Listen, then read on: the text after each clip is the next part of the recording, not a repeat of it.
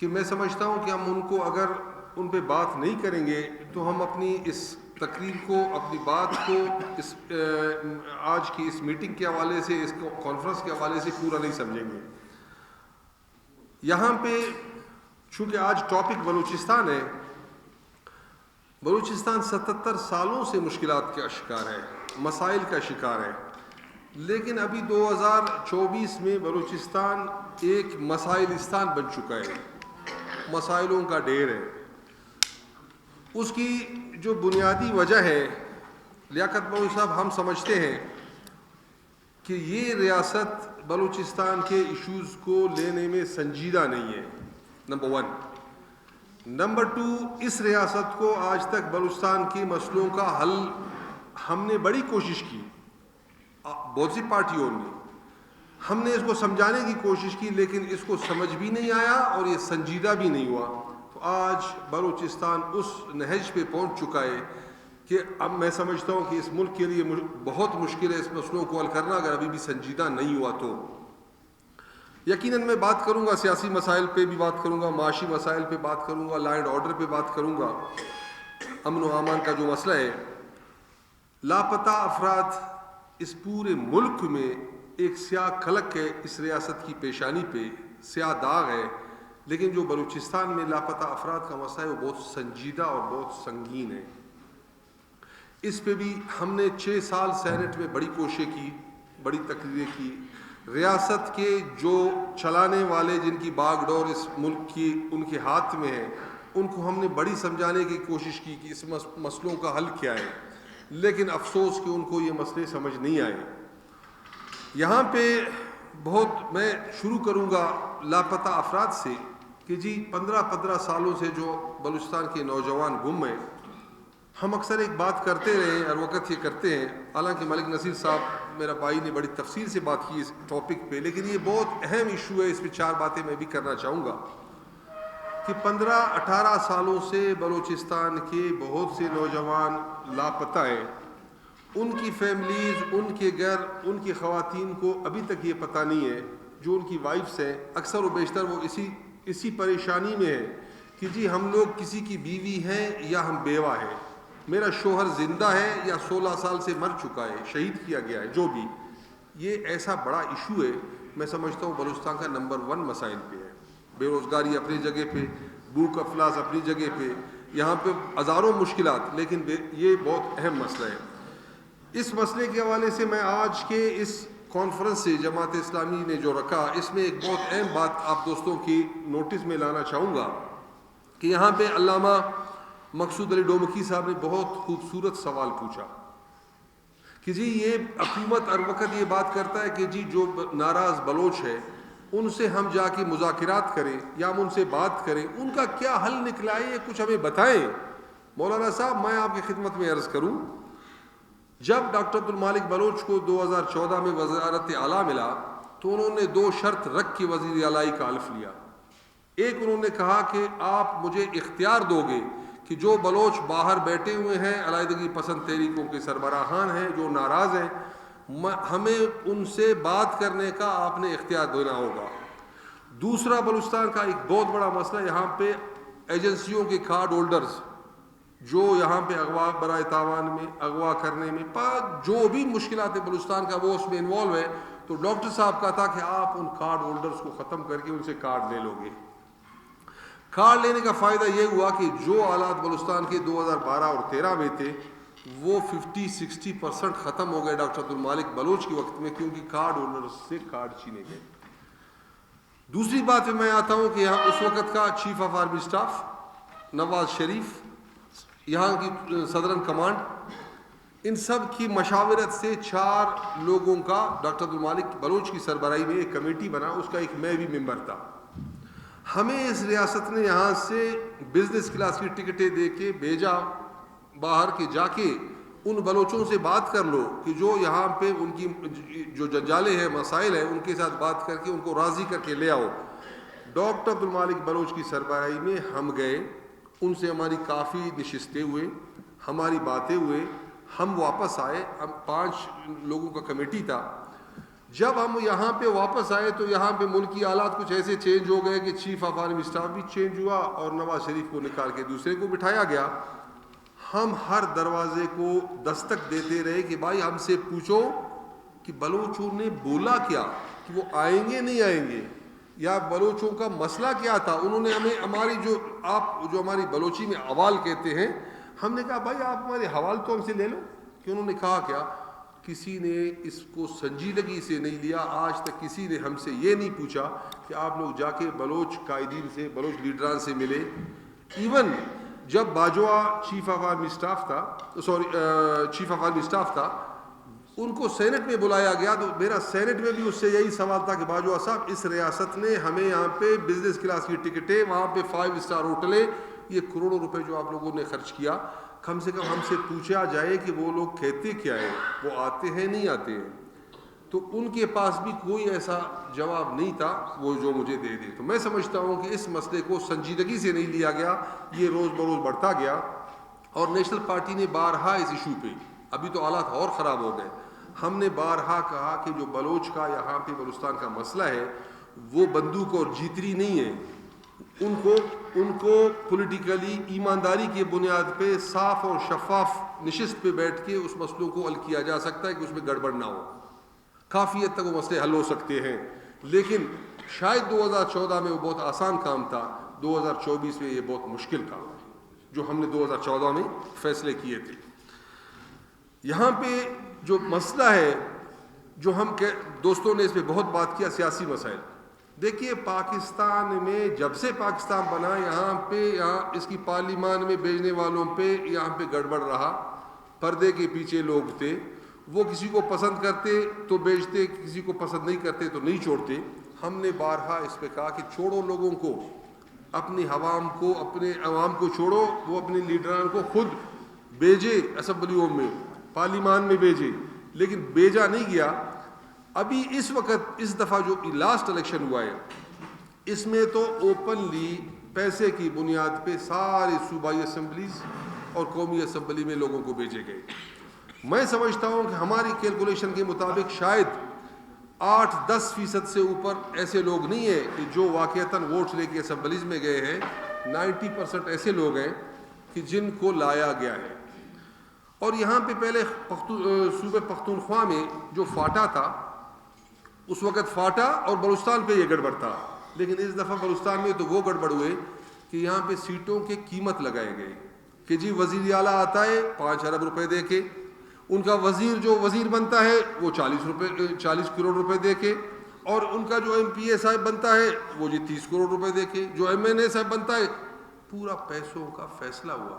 دیکھیے جب 60 کروڑ پہ سیٹ دیا جاتا ہے تو جماعت اسلامی کا, نیشنل پارٹی کا یا بی ایم پی, ہمارے یہاں پہ دوست بیٹھے ہوئے ہیں, ان کا ورکر کب صوبائی اسمبلی میں جائے گا, کب قومی اسمبلی میں جائے گا. آپ دوستوں کے سامنے ہے کہ بلوچستان کی سینٹ کا سیٹ 90 کروڑ کا بھی بکا, اوپنلی بکا. اس نے 90 کروڑ دے کے بلوچستان کی سیٹ پہ جا کے وہاں پہ حلف لیا. دیکھیے جب 90 کروڑ اور 1 اربوں تک سیٹوں کا حساب کتاب جاتا ہے, عوامی نمائندے نہیں جاتے, تو بلوچستان کے مسئلے کیسے حل ہوں گے؟ اور خراب ہوتے جائیں گے اور خراب ہوتے, کیونکہ عوامی نمائندے اسمبلیوں میں نہیں ہے. آج بلوچستان میں جو آگ لگا ہوا ہے, آج بلوچستان میں جو غربت ہے, آج جو بلوچستان میں بے روزگاری ہے, اسمبلی میں بیٹھے ہوئے لوگوں کو کوئی پرواہ نہیں ہے, کیونکہ وہ پیسے دے کے آئے ہیں. ابھی نیکسٹ پیسوں اپنے اسمبلی کے لیے دوبارہ آنے کے لیے دوبارہ پیسے کما رہے ہیں. اگر کسی نے 50 کروڑ روپے دیا ہے تو اس کو 2 ارب چاہیے, ابھی 1 ارب اپنے خرچے کے لیے اور 50 کروڑ اس کو دوبارہ اسمبلی میں آنے کے لیے. تو اس کو کوئی کام نہیں بلوچستان سے. بلوچ کے ساتھ کیا ہو رہا ہے, یہاں پہ پشتون کے ساتھ کیا ہو رہا ہے, ہزارہ کے ساتھ کیا ہو رہا ہے, اور سیٹلر کے ساتھ کیا ہو رہا ہے, اس کو غرض نہیں ہے. اس کو غرض ہے صرف پیسہ کمانے میں. اور یہاں پہ جو ہماری پروجیکٹس چلتے تھے, پروجیکٹس پہ ہمارے 67% رشوت یا اس کو کرپشن, 65% کرپشن, 35% بٹ وہ کیسا بنے گا پروجیکٹس, یہ سارے ان کے حساب و کتاب یہی صاحبان کی جیبوں میں جنہوں نے پیسے دے کے یہاں پہ آئے ہیں. بلوچستان میں جو معاش کا مسئلہ ہے وہ پورے پاکستان میں کم درجے پہ, اور بلوچستان میں ایسے درجے پہ ہے کہ میں آپ سے آج کا مثال دوں آپ کو, کہ آج صبح میں سروے آف پاکستان کو دیکھ رہا تھا کیونکہ غربت کی جو سروے ہوا ہے 2024 کا، اس میں کیا ہے، تو میں نے نیٹ سے نکالا، بلوچستان کی آبادی 70% غربت کی لکیر سے نیچے زندگی بسر کر رہا ہے، بلو دا پاورٹی لائن جس کو انگریزی میں کہتے ہیں، کہ غربت کی لکیر سے 70% بلوچستان کے لوگ غربت کی سطح سے نیچے زندگی بسر کر رہے ہیں۔ پختونخوا کے 48% لوگ غربت کی سطح سے نیچے زندگی بسر کر رہے ہیں، سندھ کی 45% ہے اور پنجاب کی 30% ہے۔ ایک ہی ملک میں ایک صوبہ 70% بلو دا پاورٹی لائن غربت کے نیچے اور ایک صوبہ 30% ہے۔ اچھا، اور کمال ہے وہاں پہ لکھا ہوا ہے کہ جی بلوچستان پاکستان کا سب سے پسماندہ ترین صوبہ، اور بلوچستان میں چاغی، کولو، شیرانی ڈسٹرکٹ کولو، ڈسٹرکٹ چاغی، ڈسٹرکٹ شیرانی اور ڈسٹرکٹ ڈیرہ بگٹی، یہ بلوچستان کے سب سے زیادہ پسماندہ ترین ڈسٹرکٹس ہیں۔ ابھی دیکھیں 1952 میں ڈیرہ بگٹی سے گیس نکلا، اس نے 80% پورا پاکستان کو گیس دیا، اس وقت 22 سے 25% دے رہا ہے۔ ایک صوبہ، ایک ڈسٹرکٹ، وہ ڈسٹرکٹ آپ کے ملک کو پورا 40 سال 45 سال پورا ملک کو سوئی گیس دیتا ہے۔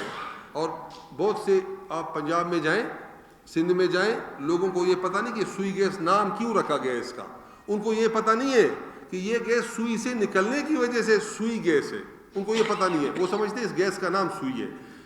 وہ ڈسٹرکٹ جو 50 سال تک پورے ملک کو گیس دیتا رہا، اور وہ بلوچستان کی پسماندہ ترین ڈسٹرکٹس میں سے ہے۔ یہاں پہ آپ ایمانداری دیکھیں وفاق کا۔ چاغی ڈسٹرکٹ جو کہ سائندک اینڈ ریکوڈک، وہ دنیا کے پورے دنیا میں سونا اور تانبے کا، کاپر اور گولڈ، دنیا میں دوسرے نمبر پہ سب سے بڑے ذخیرہ ہے۔ وہ ڈسٹرکٹ بلوچستان میں سب سے پسماندہ ہے۔ بچوں کے پاؤں میں چپل نہیں ہے، اسکول نہیں ہے، ہاسپٹل نہیں ہے، روڈز نہیں ہے۔ تو وہ ڈسٹرکٹ جو سونا دے رہا ہے، جو کاپر دے رہا ہے، وہاں پہ غربت بلوچستان میں سب سے زیادہ ہے۔ دیکھیے 1992 میں جب ریکوڈک کو سائندک کو بیچا گیا، آپ اس میں دیکھیں کہ 50% انہوں نے کہا کہ چائنا لے جائے گا، 48% جی اسلام آباد لے جائے گا، 2% بلوچستان۔ تو ادھر علامہ صاحب بیٹھے ہوئے تشریف رکھتے ہیں، مولانا صاحبان تشریف رکھتے ہیں۔ میں نے سینٹ میں تقریر کیا، میں نے کہا یار زکوٰۃ بھی 2.5% ہے، وہ بھی 2 سے اوپر ہے، یعنی ہماری جائیداد، ہماری ملکیت، ہمارا گھر، ہمارا سامان، لیکن 2%۔ میں کہا زکوٰۃ جو اللہ نے فرض کر رکھا ہے وہ بھی 2.5% ہے، وہ بھی اس سے زیادہ ہے۔ دیکھیے بلوچ کی مسئلے تو بہت ہے، لیکن بلوچ اپنی سائل پہ، اپنی وسائل پہ حق حاکمیت چاہتا ہے، اپنی حق خود اختیاری چاہتا ہے، جو آئین پاکستان میں ہے 172(3) آرٹیکل نمبر 172(3). ایک آرٹیکل، دوست نے اس کا مثال بھی دیا، میں آرٹیکل بھی بتا رہا ہوں کہ جو بھی نیچرل ریسورسز نکلتے ہیں گیس اور پیٹرولیم کے، ان میں سے 50% صوبے کا، 50 وفاق کا۔ میں 6 سال سینٹ کی کمیٹی میں رہا، میں نے اپنی زور لگایا، لیکن میں اس پر ہی عمل درآمد نہیں کرا سکا۔ میں بڑی کوششوں کے بعد بھی ایک آرٹیکل پہ آئین کا عمل درآمد نہیں کرا سکا، کیونکہ اسلام آباد سمجھتا ہے کہ اگر ہم اس آرٹیکل پہ عمل درآمد کریں گے تو بلوچستان کے پیسے بلوچستان کو ملیں گے، اسلام آباد کو کم ملے گا، لہٰذا ہم مشکلات میں پڑیں گے، بلوچستان زیرو، سارے پیسے اسلام آباد کو۔ تو بلوچ کا ایک جو ناراضی ہے یا بلوچ کا جو نفرت ہے، اس کی بنیادی وجہ یہ کہ اپنے حق کی حاکمیت اس کو اپنے ملکیت پہ نہیں مل رہا، تو وہ اب بھی چاہتا ہے کہ میری ملکیت پہ مجھے حق کی حاکمیت ملے، اور یہ آئین پاکستان بھی کہتا ہے، ہم اسی آئین کی صورت میں اس کو پوچھ رہے ہیں، لیکن وہ کبھی اس پہ بالکل سنجیدہ نہیں ہوا۔ اور یہاں پہ بارڈر جو ہے، دوستوں نے اس پہ بات کیا، میں صرف، بہت سے ہمارے دوست باہر سے بھی آج آئے ہوئے، 30 لاکھ لوگوں کا جو شام کا صبح کا جو چولہا جلتا ہے وہ بارڈر کی ٹریڈ سے ہے، بارڈر کی کاروبار سے ہے۔ 30 لاکھ لوگوں کا جو روزانہ بیچاروں کا بیماری، پیٹ بھرنا، بچوں کا تعلیم بارڈر پہ ہے، آپ بارڈر کو بند کر کے 30 لاکھ لوگوں کو بے روزگار کر رہے ہو۔ وہ صرف بارڈر کے 5 ہمارے ڈسٹرکٹس نہیں ہے، ہماری 5 ڈسٹرکٹ بارڈر کے نہیں ہے، پورا اس میں بلوچستان ہے، پورا بلوچستان، جو اب تک بارڈر کے کاروبار سے لوگ مستفید ہو رہے ہیں۔ تو اس کو آپ نے 100% بند کر کے لوگوں کو مجبور کیا کہ وہ آپ سے نفرت کریں۔ دوسرا، ہم نے بار بار سینیٹ آف پاکستان میں کہا کہ جی اس کو قانونی شکل دے دے. جو بارڈر سے اربوں روپے ہر شام کا اربوں روپے جو مختلف اداروں پہ، جو پولیس ہے، لیویز ہے، وہ کسٹم ہے، ایف سی ہے، اور وہ کراچی کا جو ایک وہ کوسٹ گارڈ ہے، یہ سارے ان سے اربوں روپے پر نائٹ لیتے ہیں. تو ہم نے اس ریاست کی حکمرانوں کو سمجھانے کی کوشش کیا، بھائی بارڈر کو آپ لوگ ایک طریقہ کار کے ذریعے جو پیسے یہ جو جیبوں میں ترجوڑیوں میں جا رہے ہیں، ان کو ریاست پاکستان کے اکاؤنٹ میں ڈال کے لوگوں کو ریلیکس کر لو کہ وہ کاروبار بھی کر لیں. لیکن کون ہے سنجیدہ؟ کوئی سوچنے والا نہیں ہے. مولانا ہدایت الرحمان صاحب تشریف رکھتے ہیں، میں تو ان کی ہمت کو سلوٹ کرتا ہوں کہ انہوں نے گوادر کے جو ہمارے وہاں پہ ٹرالرنگ کا جنجال ہے، ٹرالرنگ مافیا جو ہے، وہ ہدایت الرحمان صاحب سمجھتے ہیں یا ہمارے مکران کے دوست بیٹھے ہوئے سمجھتے ہیں یا ہم سمجھتے ہیں کہ اس کے لیے ہم جد و جہد کر چکے ہیں. دنیا میں کوئی ملک ایسا نہیں ہے کہ وہ اپنی سمندر کو وہ ہل چلا کے ان کی بیخونی کرے، اس کی بیج ختم کرے. میں سمجھتا ہوں دنیا میں سوال پیدا نہیں ہوتا ہے، کوئی لوگ سارا مریں گے، اس کو نہیں چھوڑیں گے. لیکن ہم بھرپور کوشش کر رہے ہیں، ہم اس کو روک نہیں پا رہے ہیں کہ انہوں نے اربوں روپے لیا ہوا ہے رشوت کا، وہ سارے ہمارے سمندر کو ہل چلا کے ان کا جو ہماری جتنی بھی سمندری حیات ہے اس کی بیخونی کر رہے ہیں. آئندہ جو ہماری بارڈر کا حال ہوا یا جو ہماری بلوچستان کی زمینداروں کا جو پانی ہمارا 1000 فٹ نیچے چلا گیا، یہی ہماری ماہی گیر بیچارے جو صدیوں سے، کئی صدیوں سے، 400 500 600 سالوں سے آبا و اجداد سے ان کی روزی روٹی وہی ماہی گیری پہ لگا ہوا ہے، ان سب کا بھی ستیہ ناش ہو جائے گا یہی ٹرالرنگ کا اگر سلسلہ اسی طرح جاری رہا. بلوچستان کے مسئلے پہ آج تک اسلام آباد اتنا غیر سنجیدہ ہوا کہ جی دیکھیے ہمارے پاس جو ہماری آبادی یہاں پہ مردم شماری ہوا، لاسٹ مردم شماری ہمارے مردم شماری میں ہمارے وزیر اعلیٰ جو ان کا بندہ تھا یہاں سے اس کو اٹھا کے جہاز میں لے گئے اور انہوں نے کیا کیا، 70 لاکھ ہماری آبادی کو بلوچستان کی کم کیا. انہوں نے 70 لاکھ کو کھٹ، کوئی قانون نہیں ہے کہ جی اگر کسی صوبے کے 100 بندے ہیں تو آپ اس کو 99 بھی نہیں کر سکتے ہو. آپ نے بلوچستان کا 70 لاکھ کیسے کاٹا؟ کوئی قانون نہیں. لیکن ہماری وزیر اعلیٰ صاحب ان کا بندہ تھا، اس نے سائن کیا، جی پرواہ نہیں ہے. اس کی وجہ کیا تھا؟ اس میں 8 سیٹیں قومی اسمبلی کے ملنے والے تھے بلوچستان کو، جو پنجاب سے کٹتے تھے اور بلوچستان کو ملتے تھے. تو انہوں نے اس قومی اسمبلی کا سیٹ، دوسرا بھی ہمارا 9.6% جو ہمیں NFC ایوارڈ سے مل رہا ہے وہ کوئی 14% تک جاتا تھا. ابھی دیکھیں اگر 14% تک جاتا تھا تو آپ ایک پاکستان کو ایک سطح پہ لا سکتے تھے کہ آپ کا بلوچستان بھی وہی ہوتا، آپ کا لاہور، آپ کا کوئٹہ بھی وہی ہوتا، تو آپ کا لاہور بھی وہی ہوتا. لیکن آپ نے جان بوجھ کر 70 لاکھ کو کٹ لگا دیا کہ نہیں، بلوچستان اسی طرح بے روزگاری میں، بلوچستان اسی طرح بربادی میں، بلوچستان اسی طرح لا اینڈ آرڈر میں کہ نہ جان محفوظ، نہ عزت محفوظ، نہ مال محفوظ. اسی طریقے سے ٹھیک ہے، کٹ لگایا 70 لاکھ کو اور ہماری ساری سیٹیں بوائے NFC ایوارڈ اور جو بھی ہمیں ملنے والے تھے سب کٹ گئے. اور یہاں پہ ہمیں بہت نیشنل پارٹی کو بڑا کوشش کیا گیا کہ آؤ ہم ریکارڈنگ کا فیصلہ کر رہے ہیں. ہم نے یہ کہا کہ ٹھیک ہے آپ ریکارڈنگ کا فیصلہ کرتے ہو، آؤ ہمیں کاغذ دکھاؤ کہ یہ کاغذ ہے. اگر ہم نے سمجھا کہ وہ بلوچستان کے نیشنل پارٹی یہاں پہ اسٹیک ہولڈر ہے بلوچستان میں، ہمیں آپ صرف مہربانی کر یہ کاغذ دکھاؤ. اگر ہم نے سمجھا کہ یہ بلوچ کے حق میں، بلوچستان کے حق میں، بلوچستان کی باسی جو بھی ہے یہاں پہ، پشتون ہے، ہزارہ ہے، سیٹلر ہے، ان سب کے حق میں بہتر ہے، بسم اللہ پہلا سائن نیشنل پارٹی کرے گا. ان کا نہیں دکھانے والا نہیں ہے، کیونکہ جب دکھائیں گے تو دنیا اس کو مائنڈ کرے گا، بس آپ لوگ بولو یس. ہم نے کہا کہ یس تو ہمیں پھر حلال کر لو، نہیں کریں گے. ہم نے یس نہیں کیا. یہی وزیر اعلیٰ صاحب کو یہاں سے تیار کر کے اٹھا کے سونے سے سویا ہوا تھا جگایا، برابر کر کے یہاں سے جہاز میں بٹھایا، جا کے ریکارڈنگ کو بیچا. ابھی اب کسی سے پوچھتے ہیں کہ بھائی ریکارڈنگ کا ایگریمنٹ تو بتاؤ، کوئی کہتا ہے جی 20%، کوئی کہتا ہے 25%، کوئی کہتا ہے 45% بلوچستان کو. آج تک کسی کو پتہ نہیں کہ ریکارڈنگ کا فیصلہ کیا ہوا. اور دوسرا بے ایمانی دیکھیں، میں خود 6 سال تک 2 کمیٹی پاکستان کے بنے ہیں سی پیک پہ، چائنا پاکستان اکنامک کوریڈور، ایک سینٹ کا کمیٹی، دوسرا پارلیمانی کمیٹی فار سی پیک. میں دونوں کا ممبر. 6 سال تک ہم ان کو منتیں کرتے رہے کہ جی سی پیک میں جو آپ کے معاہدے ہیں، آپ ہمیں ایک معاہدہ تو کمیٹی کو دکھاؤ کہ آپ نے کیا معاہدے کیے، ہمیں ایک معاہدہ بتاؤ. 6 سال تک ہمیں انہوں نے لارا لپا میں رکھا, ایک بھی ہمیں جو ایگریمنٹ چائنا سے انہوں نے کیا نہیں دکھایا. کیوں نہیں دکھایا؟ کہ ان کے ایگریمنٹ ساری بے ایمانی کی بنیاد پہ تھے.